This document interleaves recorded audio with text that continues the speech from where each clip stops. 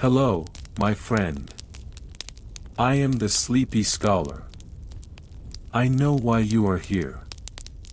The world is loud, and you need a quiet place to rest your mind. I am here to help you do just that. Before we fade into the dark, if you find peace in these videos, please like and subscribe to support the channel. And I'm curious, where are you listening from, and what time is it there? Let me know in the comments. Now, put your phone aside and find your most comfortable position.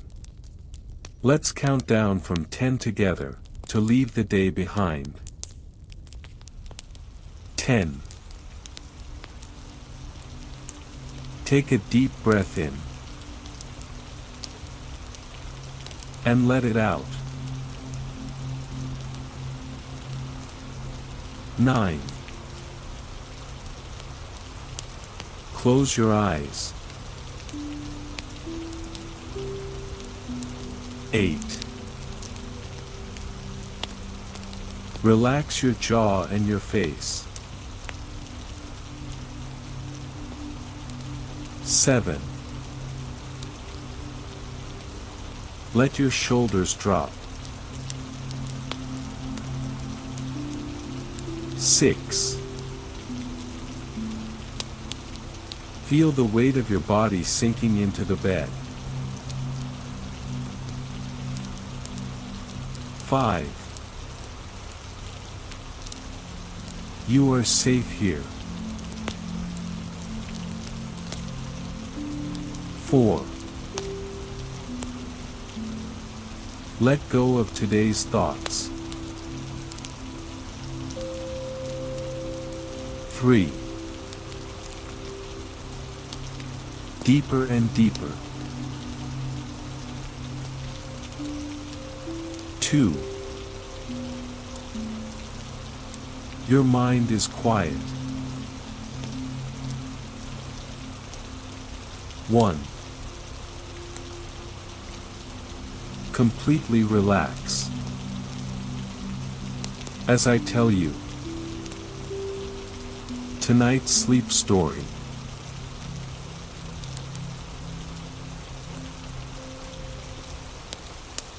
Settle back comfortably, let your shoulders drop, and feel the weight of the day melt away with each breath. Close your eyes for just a moment. Can you picture the soft glow of a lantern in an old Chinese temple, or the rustle of pine needles on a quiet mountain? When people hear Taoism, they might jump to thoughts of smoke curling from incense sticks or complicated fortune-telling charts, but tonight, we're going to set that aside. This ancient spiritual tradition, born from the very soil of China, is more like a slow-flowing river than a rigid set of rules.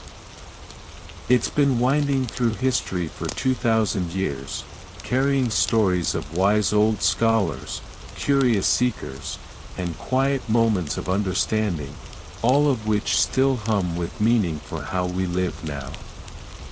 Tonight, you're going to step into that river. We'll drift together from its earliest whispers in ancient forests to its ripples touching shores across the world.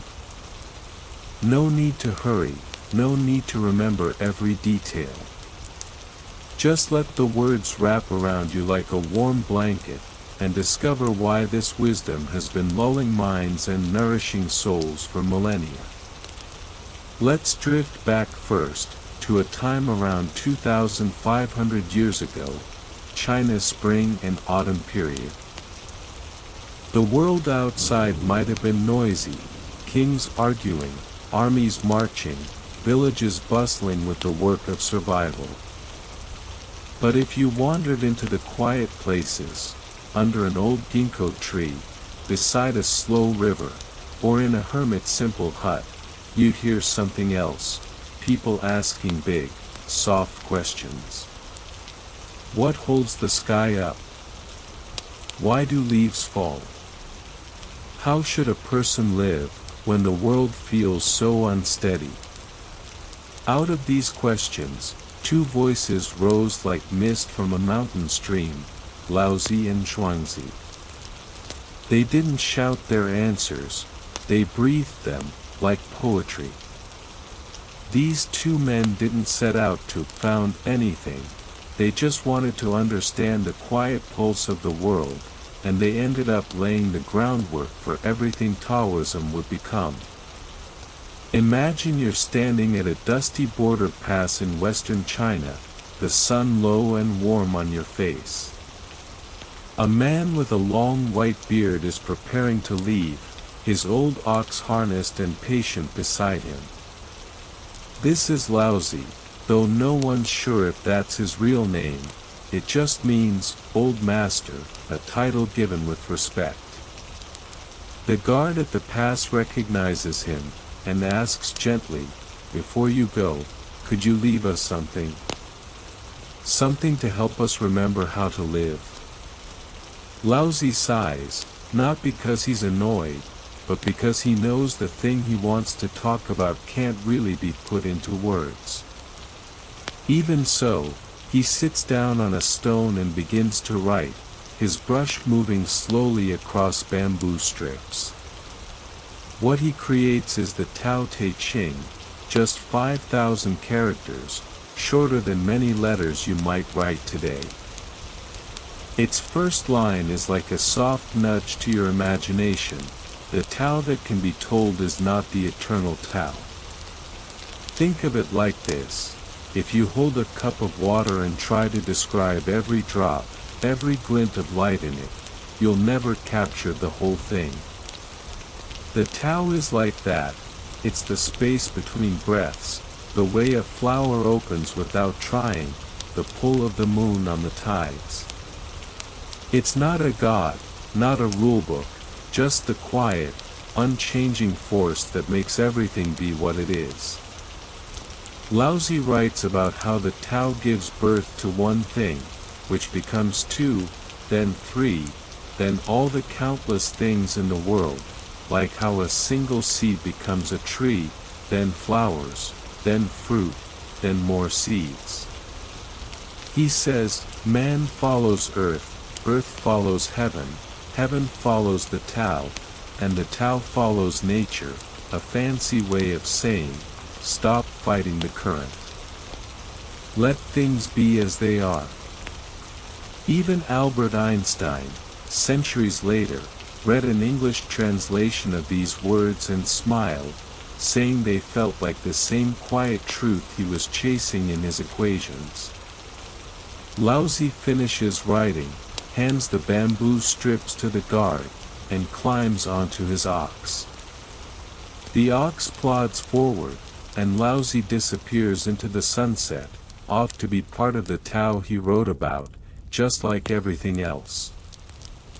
Now let's drift a little further, to a man who loved to laugh and daydream, Zhuangzi. If Laozi was the quiet river, Zhuangzi was the fish leaping in it. Picture him sitting under a fig tree, his sleeves loose, eating a handful of dates, and laughing at nothing in particular. His book, just called Zhuangzi, isn't a list of rules, it's a collection of stories that make you tilt your head and smile. Once, he fell asleep and dreamed he was a butterfly, fluttering over flowers, feeling the wind under his wings, completely happy. When he woke up, he sat there for a long time, wondering, am I a man who just dreamed he was a butterfly? Or am I a butterfly now, dreaming I'm a man? It sounds silly, but it's a beautiful question, one that makes you realize how small the lines between things really are. Another time, he talked about a giant bird called Peng, whose wings were like clouds covering the sky. People laughed at Peng for being so big, saying it was too much trouble to fly. But Zhuangzi said, how can a sparrow know what it's like to carry the wind? He wasn't saying the sparrow was bad, just that different things have different ways of being, and that's okay. Zhuangzi took Laozi's quiet Tao and made it dance. He said that if you can let go of the things that weigh you down, worries about fame, stress about money, even the idea of being someone important, you can reach a state called Xiaoyao. It's not happiness exactly, it's lighter than that. It's the feeling of floating in a warm lake, or walking through a forest and forgetting where you're going. He called this sitting in forgetfulness, closing your eyes, letting your thoughts drift like leaves, and feeling yourself melt into the world around you. Zhuangzi also talked about true men, not heroes with swords, but people who lived so closely to the Tao that they didn't fear death. He said these men didn't resist the small, didn't boast about the great, didn't rush to do things. They just were, like trees or stones or stars. It wasn't about living forever in a palace in the sky, it was about living fully, right now, so that when the end came, it felt like turning a page rather than closing a book. These ideas weren't just stories, they planted seeds.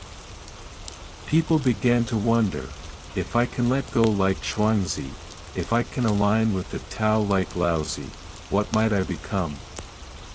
Laozi and Zhuangzi's words were like water, and soon they began to mix with other streams flowing through ancient China. There were the fengshi, the curious ones, the tinkerers who spent their days trying to understand how the world worked. They were alchemists, heating minerals over fires to see if they could make a potion for long life. They were diviners, studying the patterns of stars or the cracks in turtle shells to predict the future. They were geomancers, figuring out where to build a house so it would be in harmony with the land. We call that feng shui now. Once, the first emperor of China, Qin Shi Huang, a man who built the Great Wall, heard about these fengshi and sent one named Su Fu across the sea with 3,000 boys and girls. Their mission? To find islands where immortals lived, and bring back a magic elixir. Su Fu never came back. Some say he landed in Japan, and his stories of Taoist ideas were the first whispers of Taoism there. Then there were the shamans, the people who talked to the spirits of the mountains and rivers. They'd dance, sing, and burn herbs to heal the sick or ask for rain. These rituals were simple, earthy, and full of trust in the natural world. Over time, these three streams, Laozi and Zhuangzi's philosophy, the fengshi's curiosity, and the shaman's rituals, began to flow together. They didn't fight, they merged, like rivers joining the ocean. No one waved a flag and said, Taoism starts now. It just grew, slowly and naturally, like a bamboo shoot pushing up through the soil. It was waiting for someone to give it shape, to turn these scattered ideas into something people could hold on to. Skip ahead a few hundred years, to the Eastern Han Dynasty. The world is still a little messy, emperors come and go, taxes are high, and ordinary people are tired. They're looking for something to hold on to, something that makes sense of the chaos. That's when two men stepped forward, each in their own way, and turned the flowing ideas of Taoism into something real, something people could join, something that felt like family. Their names were Zhang Daoling and Zhang Jiao. They didn't know each other, but they both heard the same quiet call, to use Taoist wisdom to help people. Imagine you're walking through the mountains of Sichuan, in southwest China. The air smells like pine and wildflowers, and the sound of a waterfall echoes in the distance. Up ahead, a man in a simple blue robe is sitting on a rock, meditating. That's Zhang Daoling. He was once a scholar, working for the government, but he got tired of all the arguing and the greed. He left his desk, his books, and his title, and came here to find peace. One evening, as the sun was setting, he had a vision. The Supreme Lord Laozi, now seen as a wise spirit rather than just a man, appeared to him, holding a sword and a stack of old books. The world is full of confusion, Laozi said. I want you to be a celestial master. Heal the sick, drive away fear, and show people how to live with the Tao. Zhang Daoling nodded. He took the sword, the books, and set to work. He started a movement called the Way of the 5 Pecks of Rice. The name sounds funny, but it was kind. Anyone who wanted to join just had to bring 5 pecks of rice, about 50 pounds, to share with the poor, or to feed travelers. Zhang didn't keep the rice for himself. He built inns along the roads where tired travelers could eat for free, no questions asked. He built clinics where he'd make ritual water, infused with prayers and herbs, and give it to the sick. Did the water work? Maybe not in the way we think. But back then, people were hungry and scared. Having someone listen to their pain, give them a cup of warm water, and tell them they weren't alone, that was healing enough. Zhang divided the region into 24 parishes, like small communities, each run by a libationer, a wise teacher.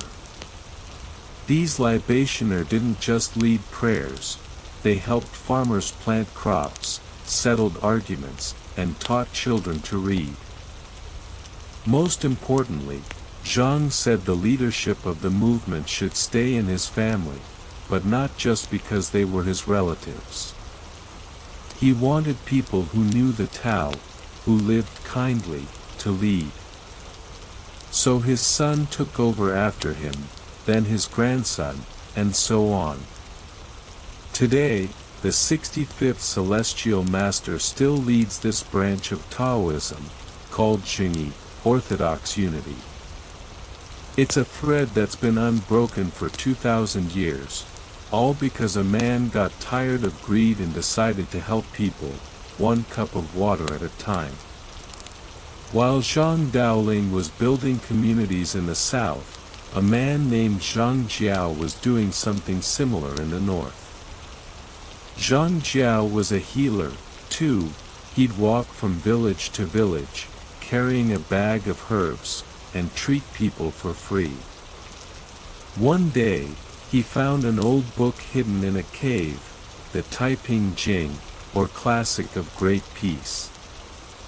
The book said that if everyone was kind, if no one took more than they needed, the world would be peaceful. Zhang Jiao thought, why wait for peace? Let's make it. He started the Taiping Tao, the Way of Great Peace.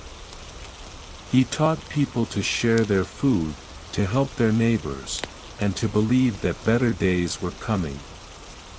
He had a gift for speaking, warm, plain words that made people feel hopeful. Within 10 years, hundreds of thousands of people had joined him. He organized them into 36 groups, called fangs, each with a leader. The poorest farmers, the tired merchants, the lonely widows, they all felt like they belonged. In 184 CE, Zhang Jiao decided it was time to act. He told his followers to wear yellow turbans on their heads, so they'd recognize each other, and shouted a slogan, "The blue sky is dead, the yellow sky will rise." In the year of Jiazi, all under heaven will be blessed. It was a rebellion against the corrupt government, and it worked, for a while.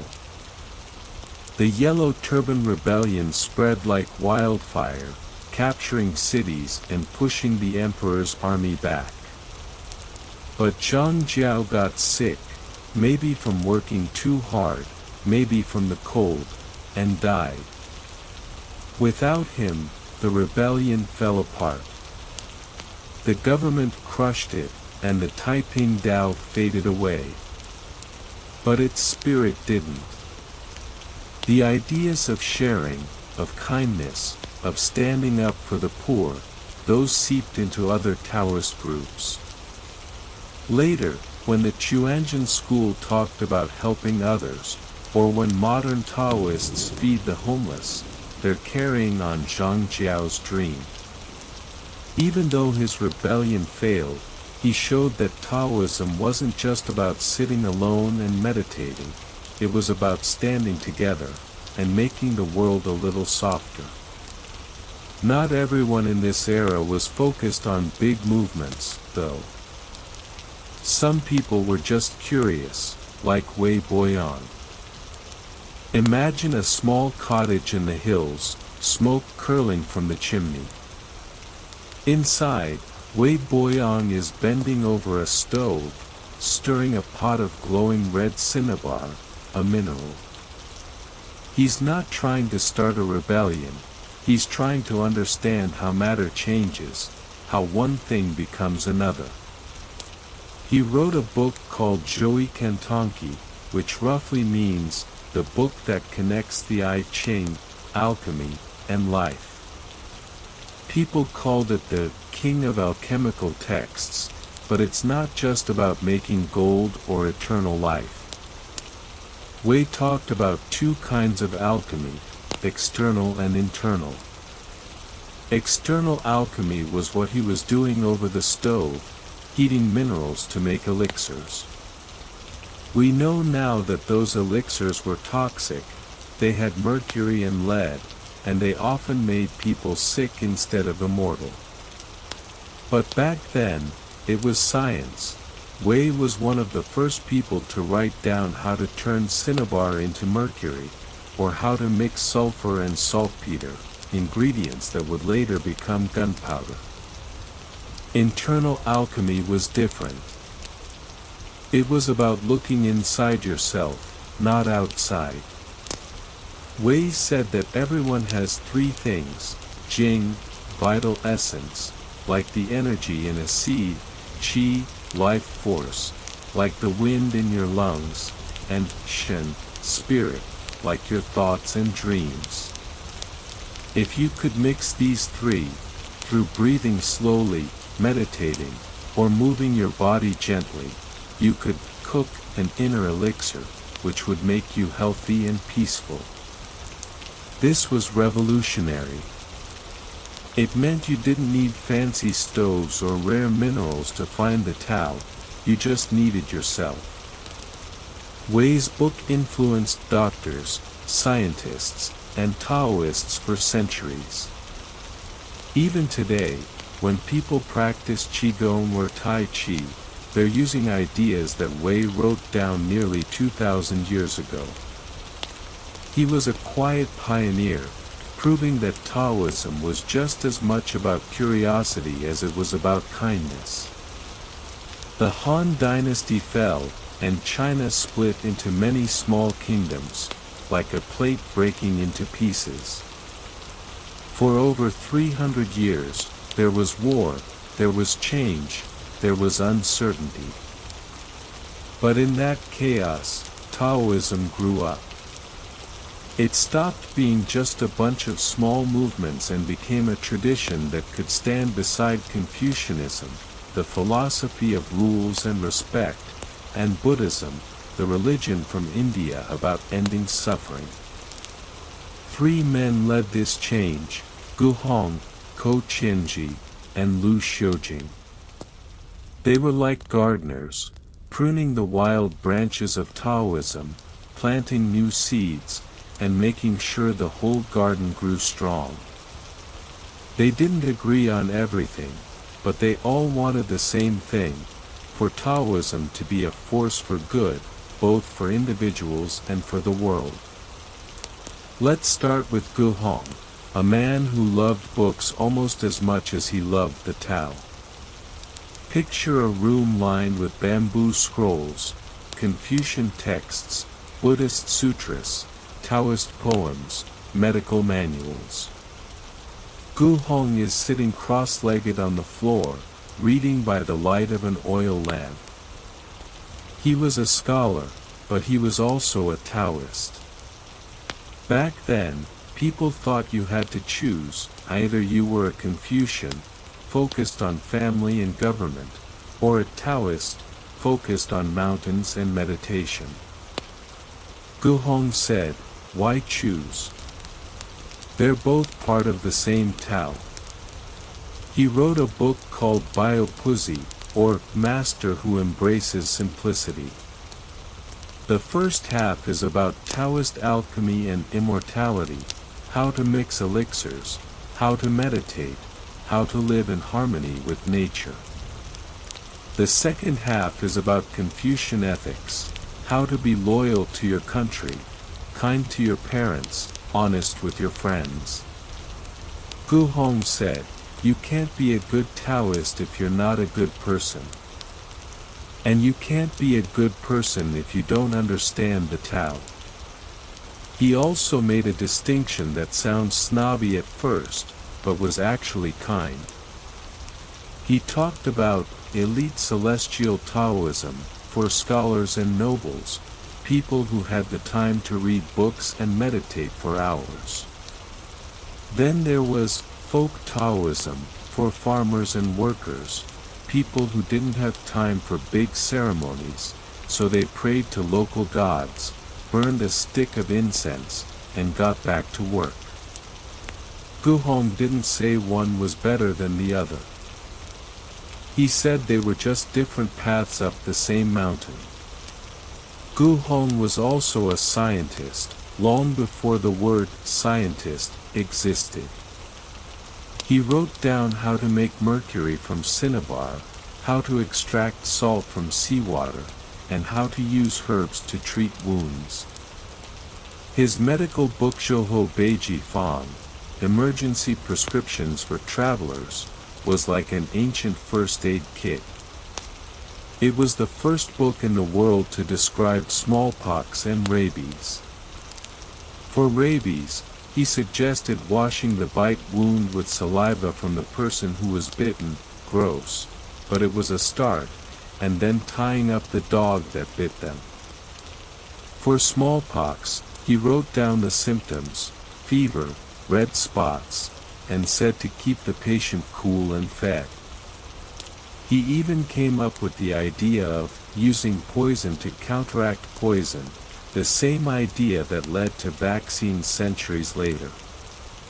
Gu Hong died at 81, which was very old for his time.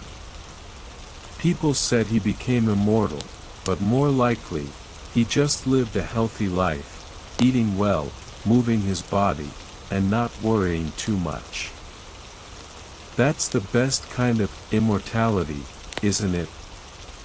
Leaving behind ideas that live longer than you do. Now let's move north, to the Northern Wei dynasty. The emperor there, Taiwu, was a strong ruler, but he was worried. Taoism was getting popular, but some groups were using it to start rebellions. Remember the yellow turbans? He wanted Taoism to be loyal to the government, not against it. That's where Ko Qianji came in. Ko was a young monk who loved to meditate in the mountains. One day, he said, he met a descendant of Laozi, Li Puan, who gave him a book and said, "Go and fix Taoism. Make it pure again." Ko took the book to the emperor. "Taoism can be your friend," he said. "But we need to get rid of the parts that cause trouble." The emperor listened. Ko made three big changes. First, he ended the hereditary leadership in some Taoist groups. No more, my son will lead because I'm the master. Now, leaders had to be wise, kind, and knowledgeable. Second, he banned any Taoist group from talking about rebellion. The Tao teaches harmony, he said. Fighting is against the Tao. Third, he got rid of the more violent rituals, like sacrificing animals to the gods. Instead, he said, use fruits and flowers. The emperor loved these changes. He made Taoism the state religion, changed his reign title to Great Peace True Lord, and even ordered all Buddhist temples to close, the first time Buddhism was persecuted in China. Ko's new group was called Northern Celestial Master Taoism. It was formal. There were rules for how to dress, how to pray, how to behave, but it was also kind. Monks ran schools, helped farmers during harvest, and prayed for the emperor's people, not just the emperor. Ko Qianji didn't become rich or famous. He lived in a small temple, meditated every morning, and helped people when he could. When he died, the emperor cried. He knew Ko had given him more than a religion, he'd given him a way to rule with kindness. That's the mark of a good reformer. They don't change things for power, they change things to make life better. While Ko was fixing Taoism in the north, Lu Shujing was doing the same in the south. Lu was a collector. He traveled all over southern China, visiting temples, talking to monks, and gathering old Taoist texts. Back then, texts were rare. They were written on bamboo or silk, and many had been lost in wars. Lu wanted to save them, to make sure future generations could read them. He spent 20 years collecting scrolls. When he was done, he had 1,228 texts, enough to fill a small library. But he didn't just pile them up. He organized them into three groups, called grottos, dong, which meant treasure caves. The first group was for the most sacred texts, about the Tao itself. The second was for texts about meditation and alchemy. The third was for texts about rituals and healing. This system is still used today, in the big Taoist libraries called Daozang. Lu also loved rituals, but not the messy, disorganized kind. He wanted rituals that felt meaningful, not just noisy. He wrote books about how to perform a golden register ritual for the emperor, to pray for the country, or a yellow register ritual for ordinary people, to pray for dead relatives. He said rituals should be slow, respectful, and full of intention. If you're just going through the motions, he said, it's not a ritual, it's just noise. He also made rules for how monks should dress, a blue robe, a hat with 9 tassels, and wooden clogs. He said monks should wake up early, meditate, work, tending gardens, copying texts, and go to bed early. No drinking, no fighting, no gossiping. Lu's group was called Southern Celestial Master Taoism. It was more focused on texts and rituals than the northern group, but it was just as kind.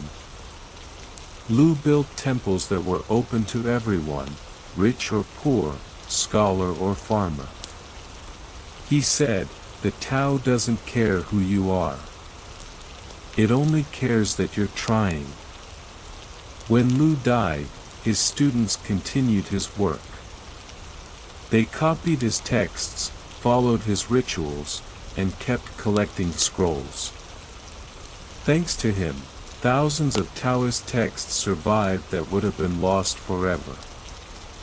He was a guardian of wisdom, quiet and steady, like a librarian who knows every book by heart, and is always happy to share.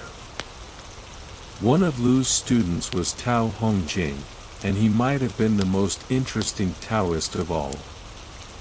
Imagine a man who is a monk, a doctor, a gardener, a painter, and a political advisor, all at the same time. That's Tao Hongjing. He was Lu's best student, and after Lu died, Tao went to live in the Mao Mountains, in modern-day Jiangsu province. He built a small hermitage there, with a garden full of medicinal herbs and a studio where he painted. But even though he was a hermit, everyone wanted to talk to him, especially the emperor, Wu of Liang. The emperor would send messengers up the mountain with questions. Should I go to war? How do I fix the taxes? My son is sick, what should I do? Tao would write back with wise answers, always gentle, always practical. People called him the Prime Minister in the mountains, because he advised the emperor more than any official in the capital. Tao's biggest gift to Taoism was organizing the gods. Before him, Taoist gods were all over the place, local spirits, ancient heroes, deified monks. No one knew who was who, or who was more important. Tao wrote a book called Jingao, or Declarations of the Perfected, where he listed all the Taoist gods and put them in order. At the top were the three pure ones, Yuqing, jade pure, Shangqing, upper pure, and Taiqing, great pure. Taiqing was Laozi, the wise one. Shangqing was the god of meditation and inner peace. Yuqing was the god of creation, the one who started the Tao. Below them were other gods, the Jade Emperor, who ran the sky, the god of wealth, who helped farmers and merchants, and the god of medicine, who healed the sick. Tao didn't make these gods up, he just organized them, like putting stars into constellations. It made Taoism easier to understand, and more comforting. People could pray to the god of medicine when they were sick, or to the Jade Emperor when they wanted rain. Tao was also a great doctor. He took the old classic of Materia Medica, which had 365 herbs, and added 365 more, total 730. He organized them by type: herbs, animals, minerals, fruits, grains. This was the first time anyone had classified plants and animals so systematically. His book was used by doctors for 1,000 years. When Tao died, the emperor was heartbroken. He ordered a big funeral for him, and even built a temple in the Mao Mountains in his honor.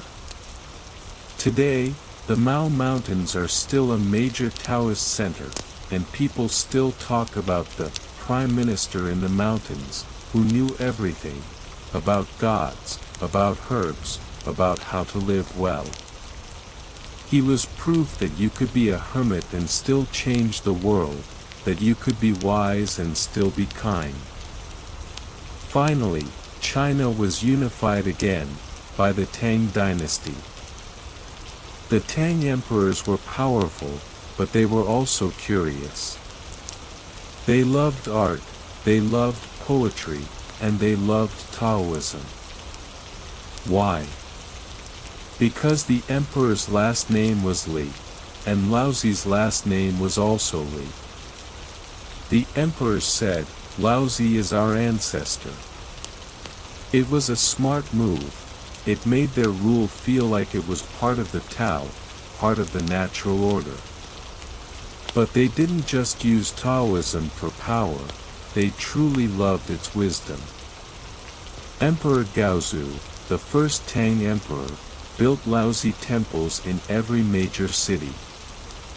He made the Tao Te Ching a required book for anyone taking the civil service exam, the test to get a government job. That meant scholars had to read Laozi's words, even if they were Confucians. Emperor Gaozong went even further. He gave Laozi a title, Supreme Emperor of the Mysterious Origin. That meant Laozi was now a god, equal to the emperor himself. But the emperor who loved Taoism the most was Xuanzong, who ruled from 712 to 756 CE.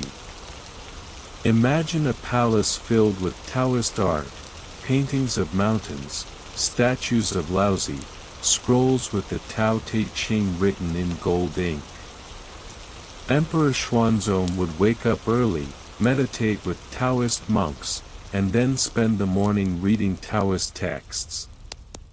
He ordered every household in China to own a copy of the Tao Te Ching. He built schools where people could learn Taoist philosophy, alchemy, and medicine. He even wrote commentaries on the Tao Te Ching, his own thoughts on Laozi's words. But his biggest project was the Kaiyuan Daozang, the first complete Taoist canon. He gathered hundreds of scholars and monks, gave them a big library, and told them to collect every Taoist text in the world. When they were done, they had 3,744 scrolls, enough to fill 100 bookshelves. It was the biggest collection of Taoist wisdom ever made. Unfortunately, most of it was lost in wars later, but some pieces survived. Emperor Xuanzong didn't just love Taoism for its ideas, he loved its culture. He wrote Taoist poems, composed Taoist music, and even painted Taoist landscapes. He was a patron of the arts, and because he loved Taoism, artists began to paint more mountains, more rivers, more scenes of hermits meditating. The Tang dynasty became known for its beautiful landscape paintings, all inspired by Taoist ideas of harmony with nature. This was Taoism's golden age. It wasn't just a religion or a philosophy, it was a way of life, woven into every part of society. Poets wrote about the Tao, doctors used Taoist herbs, artists painted the Tao, and emperors ruled by the Tao. For a little while, the world felt like it was flowing with the river, not against it. The Tang dynasty had more than just emperors who loved Taoism, it had brilliant thinkers who made Taoist philosophy even deeper. One of them was Qing Xianying, a monk who loved to argue, gently, about the Tao. He developed a philosophy called Chongxian, or double mystery. He said that people usually think of the Tao as either being, something you can touch, or non-being, something you can't. But Cheng said the Tao is neither, it's non-being and non-being. It sounds like a riddle, but it's beautiful. Think of the wind, you can't touch it, non-being, but you can feel it, being. The Tao is like that, beyond words, beyond ideas, but still real. Cheng's ideas made Taoist philosophy more sophisticated, and they even influenced Buddhist thinkers. Then there was Sima Qingzhen, a monk who focused on meditation. He wrote a book called Zhuang Luan, or On Sitting in Forgetfulness. It's not a long book, just a few pages, but it's one of the most important Taoist texts on meditation. Sima said that sitting in forgetfulness isn't about emptying your mind, that's too hard. It's about letting your thoughts drift, like clouds in the sky. You don't fight them, you don't hold on to them, you just watch them go by. He said the steps are simple. First, sit comfortably, with your back straight and your hands resting on your knees. Then, focus on your breath. Inhale slowly, exhale slowly. When thoughts come, and they will, just say to yourself, that's a thought, and let it go. Over time, your mind will get quieter, and you'll feel yourself merging with the world around you. Sima was invited to the palace many times to teach the emperor how to meditate. The emperor even built him a special temple on a mountain, where Sima could meditate in peace. When Sima died, people said he ascended to heaven, but more likely, he just died peacefully, with a quiet mind. Then there was Wu Yun, a poet who was friends with the greatest poets of the Tang dynasty, Li Bai and Du Fu. Wu Yun wrote poems about the Tao that were simple and beautiful. One of his most famous lines is, "The great Tao has no form, yet it gives birth to heaven and earth. The great Tao has no feelings, yet it moves the sun and moon." Li Bai, who was also a Taoist, wrote poems about drinking wine in the mountains, about being free like a bird, all inspired by Zhuangzi. These poets turned Taoist philosophy into art, making it accessible to everyone. You didn't have to be a scholar to understand Li Bai's poem about being free, you just had to feel it. Together, these thinkers, poets, and monks made Taoism alive. It wasn't just old books, it was conversations, poems, meditations, and laughter. It was a living, breathing tradition that grew with each new person who encountered it. Taoism in the Tang dynasty wasn't just about ideas, it was about creativity. The arts flourished, and every art form was touched by Taoist wisdom. Take painting, for example. Tang painters loved to paint landscapes, mountains towering into the clouds, rivers winding through valleys, small huts where hermits lived. These paintings weren't just pretty, they had a message. They said, the world is big, and we are small. But that's okay, we're part of something bigger. The painters would leave lots of empty space in the paintings, called white space. That empty space was the Tao, the invisible force that connects everything. If you look at a Tang landscape painting, you don't just see mountains and rivers, you feel the quiet presence of the Tao. Then there was music. Taoist music was soft and slow, with flutes, lutes, and drums. Emperor Xuanzong composed a famous piece called Nishang Yui Chu, or Rainbow Skirt and Feathered Coat Melody. It was inspired by a dream he had, where he went to heaven and heard the gods singing. The music is gentle, with long notes that float like clouds. People said that when you listened to it, you felt like you were floating too, like you were touching the Tao. Even alchemy, which we now know was dangerous, led to an important discovery, gunpowder. Tang alchemists were trying to make an elixir of eternal life, so they mixed sulfur, saltpeter, and charcoal. Instead of making them live forever, it exploded. At first, people used gunpowder for fireworks, bright bursts of light in the sky, to celebrate festivals and honor the gods. Later, it was used for weapons, but that wasn't the alchemists' fault. They were just curious, following the Tao of discovery. The Tang dynasty also had great Taoist doctors. They used herbs, acupuncture, and massage to heal people. They believed that illness was just a sign that your qi, life force, was blocked.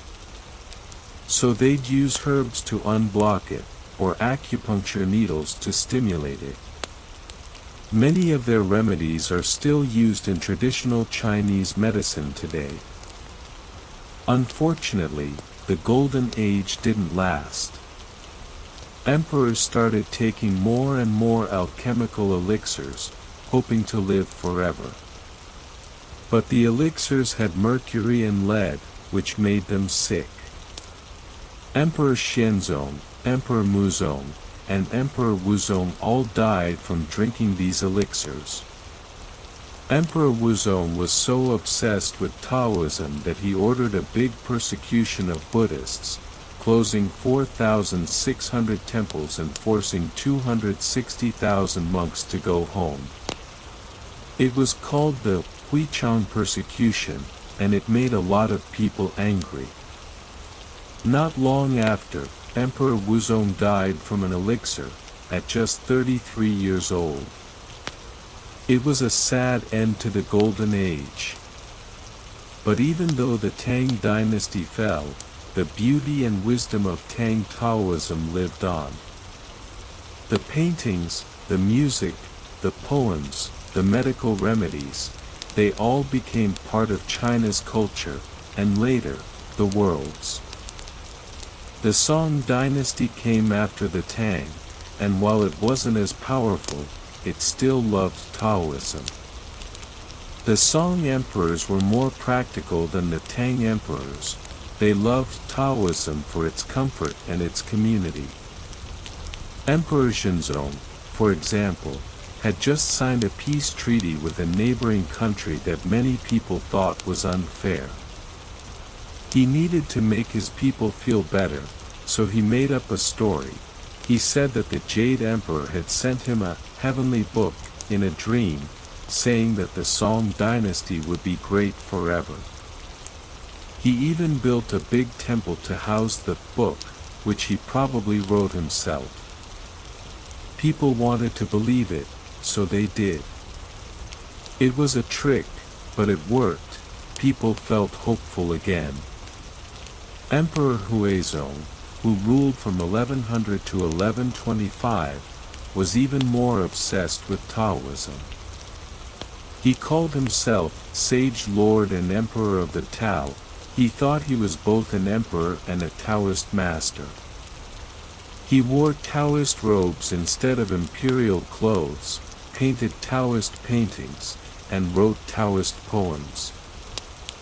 He even made his officials wear Taoist hats. He changed the names of Buddhist temples to Taoist names, and made monks wear Taoist robes. It was a little silly, but it came from a place of love. He just loved Taoism so much, he wanted everyone else to love it too. The Song dynasty also had new Taoist schools, each with its own focus. There was the Tai Dao, way of the Great Unity, which focused on healing. Their monks would go around with small boxes of herbs, treating people for free. They didn't ask for money, they just asked people to be kind to each other. Then there was the Shinshao Pai, Divine Thunder School, which focused on rituals to call lightning. They believed that lightning was the Tao's way of cleaning the world, getting rid of evil and bringing rain. Their rituals were dramatic. Monks would wave swords, chant prayers, and burn paper talismans, symbols, to call the thunder gods. It was exciting, and people loved it. The Qingwei Pai, Pure Tenuity School, was a mix of the two. They did healing rituals, but they also focused on internal alchemy. They said that if you had a strong inner elixir, you could heal others with just a touch or a prayer. These new schools made Taoism more diverse. There was something for everyone. If you loved quiet meditation, you could join an old school. If you loved dramatic rituals, you could join Qinshao. If you loved healing, you could join Tai. Taoism wasn't just one thing anymore. It was a big, warm family with lots of different personalities. But the most important Taoist school of the Song dynasty, and maybe of all time, was the Quanzhen Dao, or Complete Perfection School. Its founder was Wang Chongyang, a man who had a midlife crisis and found the Tao. Wang was born in Shaanxi province, in northern China. He was smart. He passed the civil service exam and became a government official. But he hated it. The office was full of gossip, the officials were greedy, and no one cared about the people. One day, when he was 48 years old, he quit his job, went home, and told his family he was going to find the Tao. He moved to Zhongnan Mountain, dug a hole in the ground, he called it the Tomb of the Living Dead, and lived there for 3 years.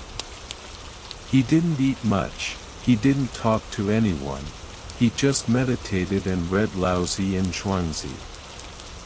Then, one day, 2 strangers came to his hole. They were old men with white beards, and they said they were immortals. They gave Wang a book of meditation techniques and said, "Go and teach the world about the Tao." Wang climbed out of his hole, shaved his head, and became a monk. He traveled around northern China, teaching people about the Tao. He had 3 big ideas that made Quanzhen different from other schools. First, 3 religions united. Wang said that Taoism, Confucianism, and Buddhism all taught the same thing: be kind, be honest, be humble. He said monks should read the Tao Te Ching, Taoism, the Analects, Confucianism, and the Diamond Sutra, Buddhism. It was a radical idea. Back then, people thought the 3 religions were enemies. But Wang said, why fight? They're all rivers leading to the same ocean. Second, monasticism. Unlike the Zhenyi school, where monks could marry and have families, Quanzhen monks had to be celibate. They lived in monasteries, ate vegetarian food, and worked together, tending gardens, copying texts, cooking meals. Wang said that living alone made it easier to focus on the Tao, but living in a community made it easier to be kind. Third, internal alchemy over external alchemy. Wang hated external alchemy. He saw too many people die from toxic elixirs. He said the real elixir was inside you, your Jing, Qi, and Shen. If you could mix them through meditation and gentle movement, you'd be healthy and peaceful. You didn't need stoves or minerals, you just needed yourself. Wang gathered 7 disciples, called the 7 Perfected, who helped him spread the Quanzhen school.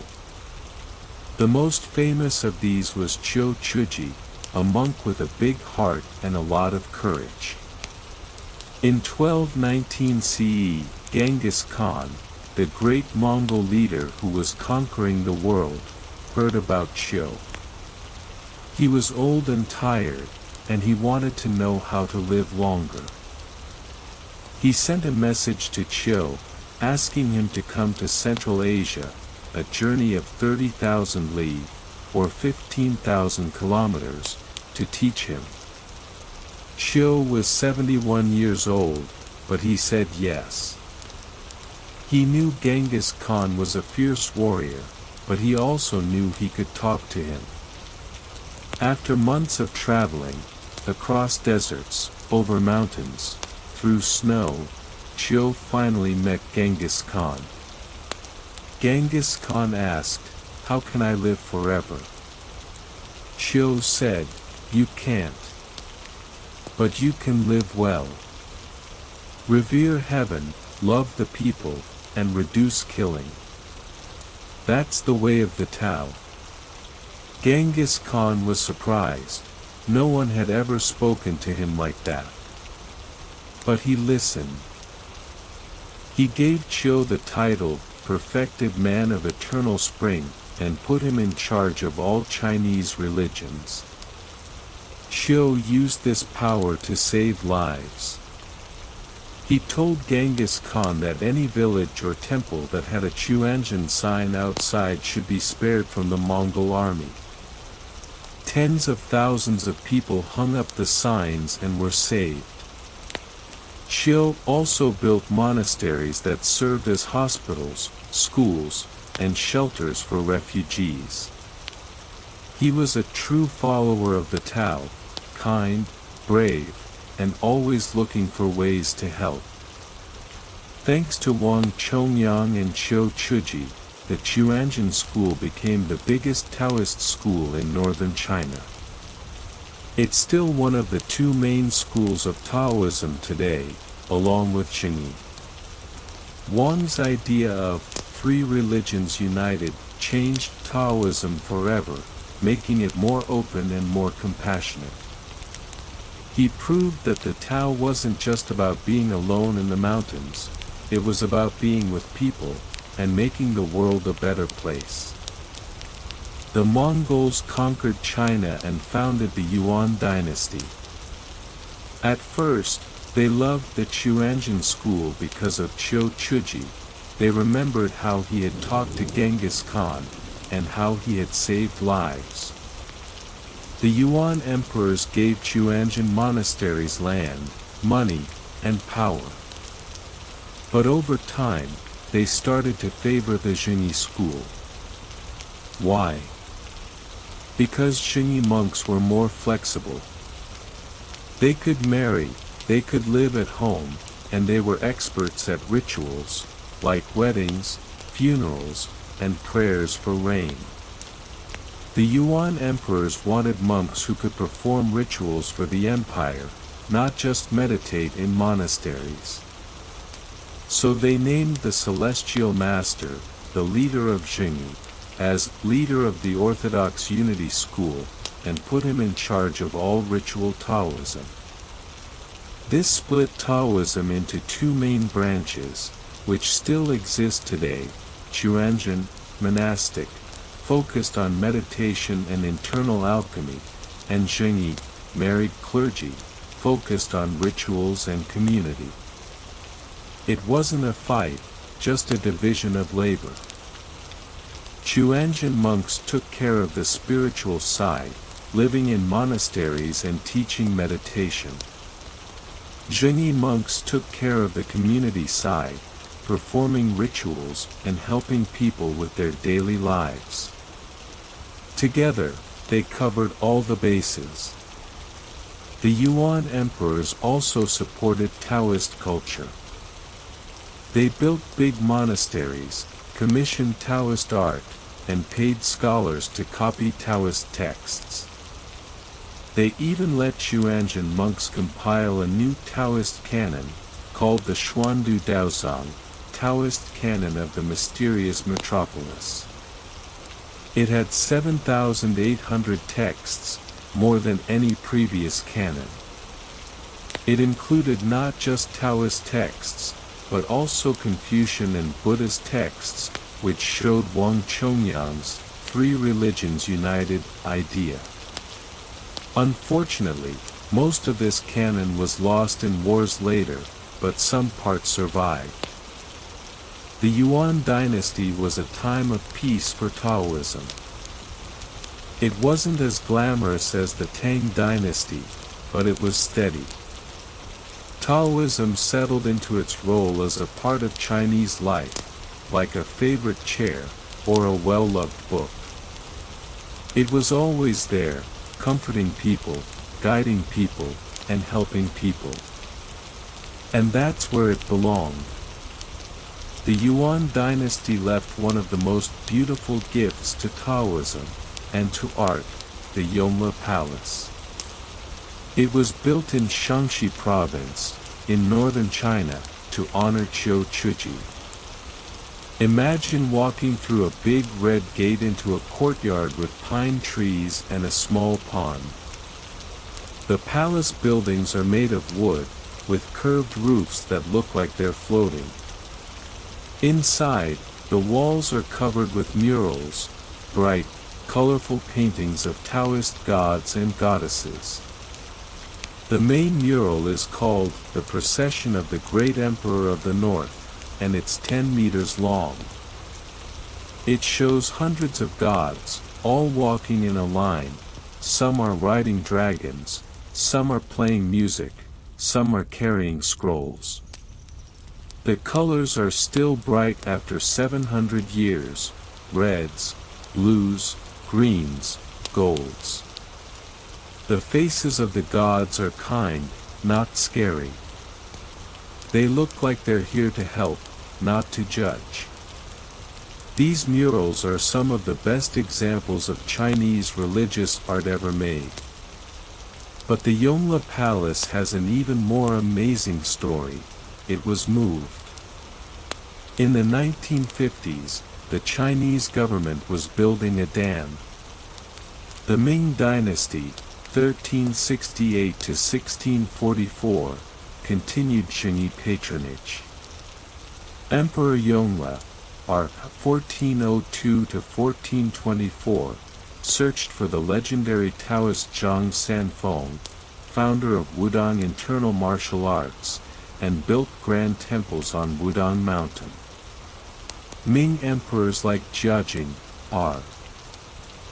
1521 to 1567, were devout Taoists, though their obsession with alchemical elixirs often led to illness and political corruption. Taoist ideas permeated popular culture. Wu Qingyan's Journey to the West, one of China's 4 great classical novels, is filled with Taoist deities and philosophy. The Qing dynasty, 1644 to 1912, ruled by Manchus who favored Tibetan Buddhism, restricted Taoism. The celestial master's rank was reduced, temple numbers limited, and large rituals banned. Yet Taoism thrived in folk culture, with new sects like the White Lotus Society blending Taoist ideas with anti-Qing sentiment. Taoist contributions continued. Li Shizhen's Compendium of Materia Medica integrated Taoist herbal knowledge. Chen Wangting developed Qin-style Tai Chi, based on Wudang martial arts, and the Daozang Juyao, Essentials of the Taoist Canon, compiled key texts for scholars. The 20th century brought challenges. The 1911 Revolution and Republic of China promoted scientific modernization, labeling Taoism as feudal superstition. Yet during the Second Sino-Japanese War, 1931 to 1945, Taoists demonstrated remarkable courage. Wudang mountain monks turned temples into hospitals, supplying 35% of herbal medicine for the Northwest battlefield under Abbot Su Benshan. On Langya Mountain, Abbot Li Yuandong rescued 2 of the 5 heroes of Langya Mountain, communist soldiers who jumped off a cliff to avoid capture, hiding them and healing their wounds with Taoist herbs. Beijing's Baiyun Temple and Shanghai's Taoist associations raised funds and spread anti-Japanese messages, embodying Taoism's love for the nation tradition. After 1949, the People's Republic of China established the Chinese Taoist Association in 1957 to preserve the tradition. While the Cultural Revolution, 1966 to 1976, caused damage, reform and opening up, 1978 onwards, revived Taoism. Today, China has over 2,000 temples and 30,000 clergy. Taoism's global journey began centuries ago and accelerated in the 20th century. It now has followers in nearly 100 countries, 300,000 formal adherents and 30 million cultural enthusiasts worldwide. In East Asia, Taoism deeply influenced local cultures. Korea's Goryeo dynasty adopted it as a state religion. Japan's Shinto absorbed Taoist cosmology and feng shui. Vietnam's Chao Dai religion blends Taoist ideas with other faiths. In Southeast Asia, Chinese immigrants built temples. Singapore has over 200 Taoist sites, while Malaysia's Qingyun Temple hosts annual festivals drawing multi-ethnic crowds. Europe and America have embraced Taoism as a philosophy of balance and wellness.